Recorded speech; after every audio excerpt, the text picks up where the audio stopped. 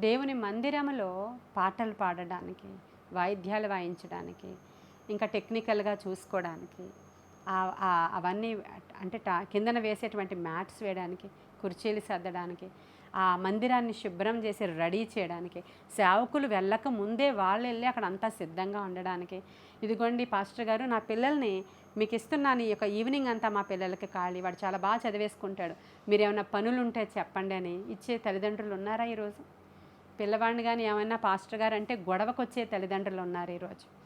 అసలు వాళ్ళ పిల్లల గురించి ఏం అనకపోయినా మా పిల్లల్ని అనేశారు అని పాస్టర్లను తిట్టేసేటువంటి తల్లిదండ్రులు ఉన్నారు. ఏమైనా చిన్న తేడా వస్తే అసలు ఈ మందిరం మానేద్దాం అనే తల్లిదండ్రులు ఉన్నారు. సిగ్గుపడాలి ఈరోజు.